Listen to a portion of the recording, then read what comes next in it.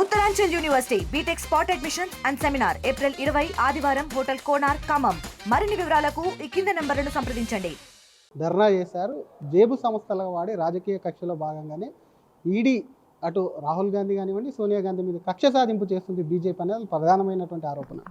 So Bharatiya Janata party సబ్కా సాత్ సబ్కా వికాస్ సబ్కా విశ్వాస్ అని చెప్పి ప్రజలతోటి మూడోసారి అధికారంలోకి వచ్చినటువంటి పార్టీ. మేము ఎవరిని అక్రమంగా కేసులలో పెట్టాలనుకోలేదు, ఎవరి మీద తప్పుడు కేసులు బనాయించాలనుకోలేదు. అందుకనే రెండో ప్రభుత్వంలో స్టార్ట్ అయినటువంటి ఇన్వెస్టిగేషన్ మూడో ప్రభుత్వంలో ఛార్జ్షీట్ ఫైల్ అయింది. మీరు మీ నిర్దోషిత్వాన్ని ఈడీ ముందు నిరూపించుకోలేకపోయింది కాబట్టి ఛార్జ్షీట్ ఫైల్ అయింది. మేము ధర్నా చేస్తున్నది నిర్దోషులమని చెప్పడం కాదు, ప్రజలకు మేము అంటే ఏందో మా మీద కక్షపూరితంగా చేస్తున్నామని చెప్పడానికే తప్ప మేము ఇన్వెస్టిగేషన్స్కి అంతా కూడా సహకరిస్తున్నామని అంటున్నారు. మరి ఇంకా ఏముంది, మీరు ఇన్వెస్టిగేషన్కి సహకరించారు, మిమ్మల్ని పిలిచిండ్రు, సాక్ష్యాలు ఆధారాలన్నీ రికార్డ్ చేసినాక ఛార్జ్షీట్ ఫైల్ చేసిర్రు. దాంట్లో జేబు సంస్థలు ఏముంటాయి? ఇక్కడ అధికారంలో ఉన్నారు, ప్రజలకు సేవ చేయండి. ఇక్కడ కల్లాలలో వడ్లకు నష్టమవుతుంది, రైతులకు నష్టమవుతుంది, వడగండ్లు పడ్డ రైతులకి పైసలు ఇయ్యండి. గవి చూడురు అంటే పీసీసీ ప్రెసిడెంట్ ఇతరులు పోయాడు ఈడీ ఆఫీస్ కాడ ధర్నా చేస్తే, మీరు ఈడీ ఆఫీస్ కాడ ధర్నా చేస్తే ఏమన్నా ఛార్జ్షీట్లు ఉన్న పేర్లు కోర్టు తీసేస్తుందా ఏంది? ఉత్తగా టైంపాస్ చేసుకోవడం, ఏదో చేస్తున్నామని పేపర్లో రాసుకోవడం తప్పితే ఏమొస్తుంది దానివల్ల? ఏమి కూడా రాదు. ఇంతకు తెలంగాణలో ఉన్న ముఖ్యమంత్రి బీజేపీ ముఖ్యమంత్రి, కాంగ్రెస్ ముఖ్యమంత్రి? ఎందుకంటే ఎంపీ రఘునందన్ రావు బండి సంజయ్ కాపాడుతున్నాడని చెప్పి బీఆర్ఎస్ నేతలు పెద్ద ఎత్తున ఆరోపిస్తున్నారు. ఆయన మీద చర్యలు తీసుకోరు, ఎంత అవినీతికి పాల్పడ్డా కనీసం బీజేపీ ఉలుకు పలుకుండదని చెప్పి చెప్తున్నారు. సో చంద్రశేఖరరావు అధికారంలో ఉన్న 10 ఏళ్ళు కూడా ఇదే రేవంత్ రెడ్డి అనేటైనా పీసీసీ ప్రెసిడెంట్గా గదే మాట చెప్తుండే. నరేంద్ర మోడీ గారు చంద్రశేఖరరావు గారిని కాపాడుతున్నారు, నరేంద్ర మోడీ గారు చంద్రశేఖరరావు గారిని కాపాడుతున్నారు అని ఈ రెండు పార్టీలు కూడా నేను ఒకటి స్పష్టంగా చెప్పదలుచుకున్నాను. మేము ఎవరిని కాపాడము, మాకు ఎవరిని కాపాడాల్సిన అవసరం లేదు. మేము ప్రజాస్వామ్యాన్ని కాపాడుతాం, బిఆర్ అంబేద్కర్ గారు రాసిన రాజ్యాంగాన్ని కాపాడుతాం.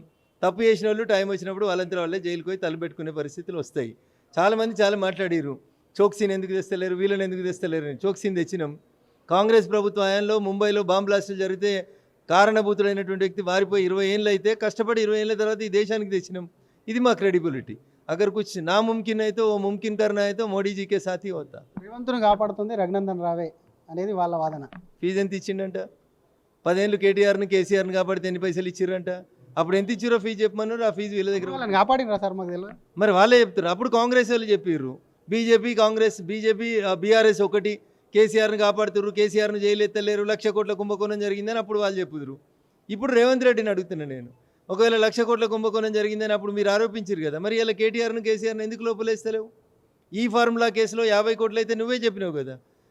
మీ మంత్రులలో ఒక మంత్రి వేరే దేశం పోయి చెప్పిండు కదా, పటాకులు వెళ్తాయి, దీపావళికి వెళ్తాయి, దసరాకు వెళ్తాయి అన్నాడు. దసరా వాయే, దీపావళి వాయే, సంక్రాంతి కూడా వాయే, ఉగాది కూడా వాయే, ఇంకెప్పుడు వెళ్తాయి అన్న పటాకులు?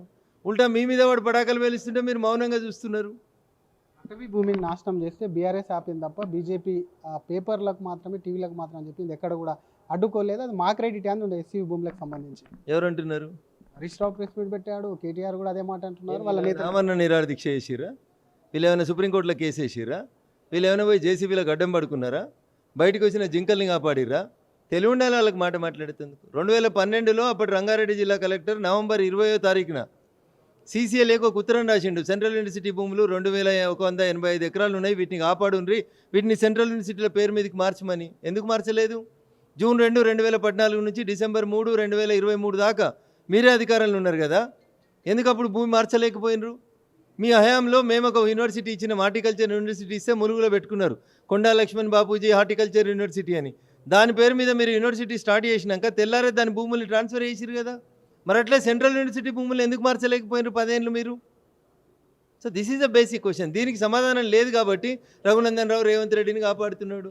ఇంతకు మించి ఏమొస్తుంది మీకు? మీ బాబుబాయి ఢిల్లీలో తెలంగాణ భవన్లో కొట్టిన రోజు కూడా రఘునందన్ రావు మీ పార్టీలో ఉండే మిమ్మల్నే కాపాడిండు.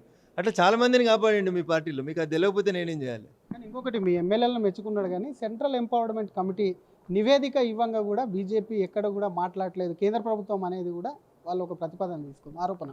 అన్న ఇప్పుడు సుప్రీంకోర్టులో విషయం పెండింగ్ ఉంది, సుప్రీంకోర్టు వేసిన కమిటీ అది. ఆ మాత్రం మాజీ మంత్రికి ఎమ్మెల్యే కేటీఆర్కి తెలియదంటారా ఈ విషయం? అది తెలుసా తెలియదా? ఏదో ఒకటి మాట్లాడాలి కాబట్టి మీడియాలో స్పేస్ కోసం మాట్లాడండి అనేది అడుగుతున్నాను నేను. అంతా తెలియదా అని నేను అనుకుంటలేను. తెలిసే కావాలని మీడియాని తప్పుదోవ పట్టిస్తుంది తప్పితే ఏముందన్న. నిన్నటికెళ్ళి కేసు మే 15కు వాయిదా పడ్డది. మేము రాష్ట్ర ప్రభుత్వాన్ని ఇంకొన్ని డాక్యుమెంట్స్ అడుగుతున్నాం, అవన్నీ పూర్తిగా వచ్చిన తర్వాత ఆర్డర్ ఇస్తామని చెప్పినారు. ఇప్పుడు నేనేం చేయాలన్న దాంట్లో? నేను రాష్ట్ర ప్రభుత్వమా? కాదు కదా.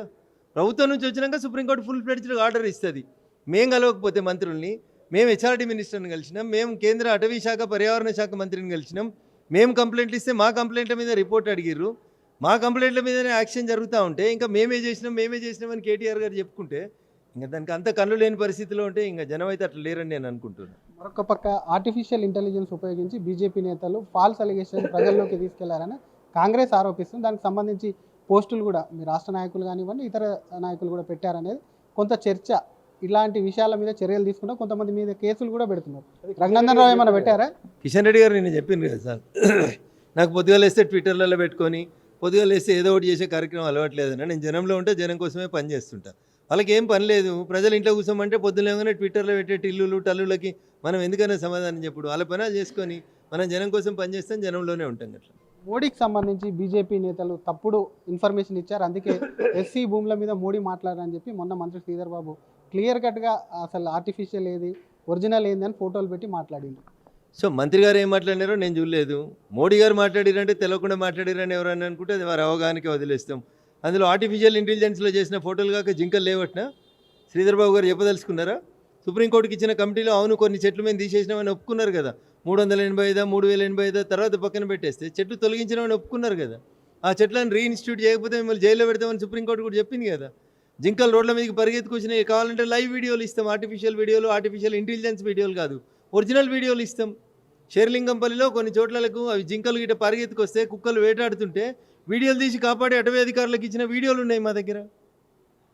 So we're on the right side, we're doing justice. Revanth Reddy చేసింది ఆ భూములు తప్పు అనేది మొదటి నుంచి లొల్లిపెడుతుంది మేము. రాష్ట్ర ప్రభుత్వానికి వ్యతిరేకంగా కంప్లైంట్లు ఇచ్చింది మేము. ఢిల్లీలో పార్లమెంట్ నడుస్తున్నప్పుడు అందరినీ కలిసి మేమే హంగామా చేస్తే అరే క్రెడిట్ అంతా బీజేపీకి అవుతుందని ఈ రోజు ఇల్లు పెట్టేటువంటి తప్పుడు పంచాయతీలు తప్ప ఇంకొకటి కాదు. ఏమి ఇచ్చారు మీరు ఎంపవర్మెంట్ కమిటీకి? చాలాసేపు ఉన్నారు మీ ఎంపీల బృందం అంతా, ఏమి ఇచ్చారు అసలు, ఏం చెప్పారు? సో గెజెట్ కాపీ లేదన్నారు వాళ్ళు, గెజెట్ కాపీ ఇచ్చినాం. ఆంధ్రప్రదేశ్ ప్రభుత్వం 1975లో భూములు ఇచ్చిన డాక్యుమెంట్స్ లేవు అన్నారు, అది ఇచ్చినాం. ఆంధ్రప్రదేశ్ ప్రభుత్వం 2004లో సెంట్రల్ యూనివర్సిటీ తోటి, ఒకవేళ భూమి వాళ్ళదే కాదంటే సింపుల్ లాజిక్ అన్న, భూమి సెంట్రల్ యూనివర్సిటీ కాకపోతే ప్రభుత్వానిదే భూమి అయితే 534 ఎకరాలు మేము తీసుకుంటున్నాం, మీ భూమి దీనికి బదులు ఇంకొక భూమి ఇస్తామని ఎంఓయూ ఎందుకు ఎంటర్ అవుతుందండి ఆంధ్రప్రదేశ్ ప్రభుత్వం? ఇవన్నీ చిన్న చిన్న పిల్లలు మాట్లాడినట్టు పొంతన లేకుండా మాట్లాడుతున్నారు. I'm sorry to say. ఒక అవగాహనతోటి స్టడీ చేయరు. 1974 యాక్ట్ 34 కాడ నుంచి ఇవాళ దాకా స్టడీ చేయండి, మీకే అర్థమవుతుంది ఏముందో అందులో.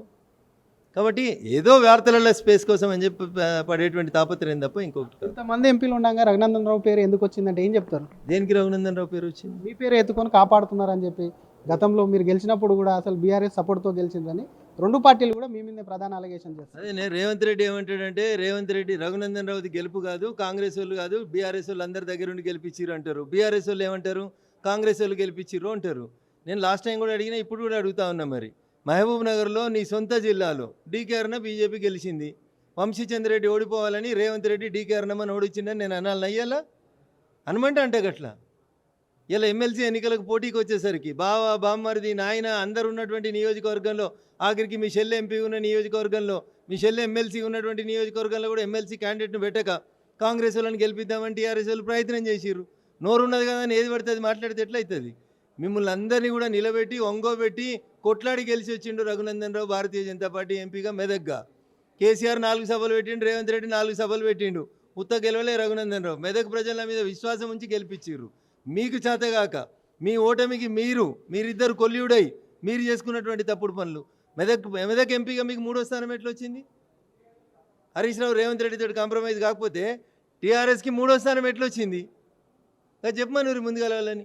ఇట్లా మాట్లాడమంటే శ్రీధర్ అన్న నేను వాళ్ళకంటే బాగా మాట్లాడతా, వాళ్ళకంటే మంచి భాషలో మాట్లాడతా. వాళ్ళు ఒకటి చెప్తే నేను 4 చెప్పగలుగుతాను. అందుకని రఘునందన్ రావు పేరు ఎత్తాలంటే కొంచెం ఒళ్ళు దగ్గర పెట్టుకొని మాట్లాడుకోవాలి. ఇట్లా మాట్లాడిండు కేటీఆర్ అనేటైనా మునుగోడు ఎలక్షన్స్ అప్పుడు సంబంధం లేకుండా.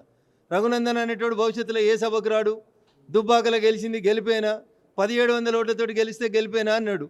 ఈ తెలివితక్క ఆయన అర్థం చేసుకోవాల్సింది ఏంటంటే, ఆయన మొదటిసారి గెలిచింది 173 ఓట్లతోటే. 173 ఓట్లతోటి గెలిచినోడు 1700 ఓట్లతోటి గెలిచినోడిని ఎక్కిరిచ్చిండన్న. నేను ఆయన కంటే 10 రెట్లు ఎక్కువ ఓట్లతోటి గెలిచిన. ఇది ఆయన సంస్కారం. రఘునందన్ ఎందుకు కోపంగా తిడుతున్నాడు నన్ను? ఒక ఇందుకే తిడుతున్నా. చదువుకున్నాను కదా, దిమాకున్నట్టు మాట్లాడాలి. సిరిసిల్లలో 2009లో నువ్వు గెలిచింది 171 కోట్లు లేకపోతే 173 ఓట్లతోటి గెలిచిండు. 173 ఓట్లతోటి గెలిచినోడు అయ్య పేరు చెప్పుకొని మంత్రి కాగానే మునుగోడు ఉప ఎన్నిక సందర్భంగా అన్ని టీవీ ఛానళ్ళల్లో కూర్చొని మాట్లాడిండు. రఘునందన్ అనేటోడు భవిష్యత్తులో ఏ సభలకు రాడు, 1700 కూడా మెజారిటీ అని ఎకసెక్కాలకు పోయిండు. నీ అయ్య పోయిండు, నీ ప్రభుత్వం పోయింది, నేనైతే వచ్చిన ఇంకో సభలకి. నువ్వు వీడ వద్దనుకుంటే ఇంతకంటే పెద్ద సభలకు వచ్చినాయి కదా. భవిష్యత్తులో కూడా నీకంటే మంచిగానే ఉంటా కేటీఆర్, గుర్తుంచుకో. ఇట్లా వ్యక్తిగతంగా దూషణలకు దిగితే ఇది మంచి పద్ధతి కాదు. నేను కూడా నీకంటే ముందు నుంచి జై తెలంగాణ అన్నా. నువ్వు 2007లో జై తెలంగాణ అన్నావు, నేను 2001లో అన్నా. నాకు నీకంటే కొంచెం పౌరుషం ఎక్కువనే ఉంటుంది. ఈటుగా జవాబ్ పత్తర్సే కైసాదేనా అనేది నా దగ్గర చూసి నేర్చుకో కేటీఆర్. ఇక టైం పడుతుంది నీకు. ట్రైనింగ్ ఇస్తారా? ఇస్తా తప్పకుండా. ఫీజు తీసుకొని రమ్మనుండ్రి, మీ సమక్షంలోనే ట్రైనింగ్ ఇస్తా. ఇంకొకటి సభ అన్నారు కాబట్టి గుర్తుకొచ్చింది. ఈ నెల భారీ బహిరంగ సభ పెడుతున్నది వరంగల్కి సంబంధించి. ఒక్కసారి కేసీఆర్ బయటికి వస్తాడు పెద్దపుల్ల, మళ్ళీ పార్టీ పుంజుకుంటుంది. బీఆర్ఎస్ లేదు, కాంగ్రెస్ లేదు, రాష్ట్రానికి ఏం చేయలేరు కాబట్టి డెఫినెట్గా మళ్ళీ పెద్ద ఆయన బయటకు వస్తే పార్టీ పుంజుకుంటుంది అనేది వాళ్ళు ఒక మాట తీసుకెళ్తున్నారు. 10 ఏళ్ళ కోలే దోసుకున్న పైసలు మస్తుగా ఉన్నాయి. మేము కూడా జనానికి చెప్తున్నాం, ఎండ దెబ్బ అడగకుండా జాగ్రత్తగా చూసుకోండి. ఎన్ని పైసలు ఇస్తా అంటే అంతకు 10 రెట్ల పైసలు అడుగురు, తీసుకొని రాండి సభకి. సభలు ఈ దేశంలో అన్ని పార్టీల సభలు సక్సెస్ అవుతాయి. నీకు డౌట్ ఉంటే వాళ్ళు ఎన్ని ఖర్చు పెడతారో అని నాకు నేను అంతకంటే 10 మందిని ఎక్కువ తెచ్చి సభ సక్సెస్ చేసి చూపెడతాను. డబ్బులతోనే సభ నడిపిస్తారు. వాళ్ళకి అంతకంటే ఎక్కువ ఏముందా టీఆర్ఎస్కి? ఏముంది వాళ్ళ దగ్గర? ఎందుకు రావాలి? వాళ్ళ దగ్గరికి ఏమైనా అధికారంలో ఉన్నారని వస్తారా? రేపు ఏమైనా అధికారం మారేది ఉందని వస్తారా? ఏం చేస్తారు? 3 ఏళ్ళ తర్వాత ఎవడేడు ఉంటాడో తెలియని పరిస్థితులలో వీళ్ళు ఏం చేస్తారు? కేసీఆర్ రీఎంట్రీ అని చెప్తున్నారు. దేనికి రీఎంట్రీ? 10 రోజులు విరమణలో ఉన్నాడా ఇప్పుడు? చేయాలో కర్మ, మనం మాట్లాడాల్సింది ఏం లేదు దాని మీద. Thank you sir. ఇది ఒకవైపు అటు ఎస్సీ భూములకు సంబంధించినటువంటి అంశం మీద అటు బీఆర్ఎస్ చేస్తున్నటువంటి వితండ వాదన ఏదైతే ఉందో అది కరెక్ట్ కాదు. ఎంపీ రఘునందన్ రావు ఉన్నాడని ప్రతిసారి చెప్పడం కూడా అదంతా కూడా దాన్ని పూరా కొట్టిపారేస్తుంది. మరొక పక్క బీఆర్ఎస్కు సంబంధించినటువంటి సభ ఏదైతే ఉందో ఆ సభకు డబ్బులు ఇచ్చి కూడా జనాలను తీసుకొస్తున్నారని అంటున్నాయి. ఈడీ పైన కూడా కాంగ్రెస్ చేస్తున్నటువంటి ఆరోపణలు ఏవైతే ఉన్నాయో వాటన్నిటిని కూడా ఖండిస్తున్నాం. ఈడీ అనేది ఒక రాజ్యాంగబద్ధమైన సంస్థ, దానిపైన అదే చేసుకుంటూ పోతుంది కాబట్టి ఎవరి చెప్పు చేతల్లో ఉండదు. కాంగ్రెస్ అవినీతి చేస్తుంటే ఊరుకునేటువంటి ప్రసక్తి లేదని చెప్తూనే కేటీఆర్ కానీ హరీష్ రావు కానీ బీఆర్ఎస్ నేతలు మాట్లాడేదాన్ని కూడా తీవ్రంగా ఎంపీ రఘునందన్ రావు ఖండిస్తున్నారు. కెమెరామెన్ గజపతో శ్రీధర్, RTV, హైదరాబాద్. మరిన్ని వీడియోస్ కోసం ఛానల్ ని సబ్స్క్రైబ్ చేయండి. లేటెస్ట్ అప్డేట్స్ కోసం వాట్సాప్ ఛానల్ ని ఫాలో అవ్వండి. ఆ లింక్ డిస్క్రిప్షన్ లో ఉంది.